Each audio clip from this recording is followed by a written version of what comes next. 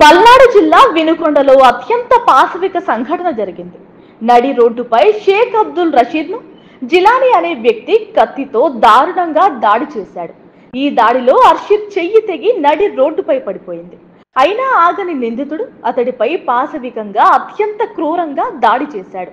దీంతో రషీద్ మృత్యువాత పడ్డాడు. ఈ ఘటనపై తాజాగా వైసీపీ, టీడీపీలు స్పందించాయి. ఈ ఘటనలో బాధితుడు షేక్ అబ్దుల్ రషీద్ వైసీపీ కార్యకర్త కాగా, నిందితుడు జిలానీ తెలుగు యువత నాయకుడు ఎస్కే జానీ తమ్ముడు, టీడీపీ కార్యకర్త అని వైసీపీ ఆరోపిస్తోంది.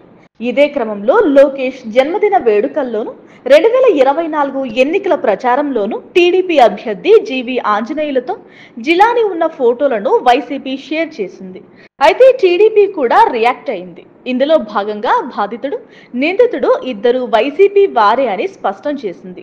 ఏది జరిగినా ముందు టీడీపీ మీద తోసేయడమే అని సీరియస్ అయింది. పార్టీలు ఏవైనా కూటమి ప్రభుత్వం అధికారం చేపట్టాక రాష్ట్రంలో ప్రజలకు రక్షణ లేకుండా పోయిందంటున్నారు వైసీపీ నేతలు. Please subscribe .news.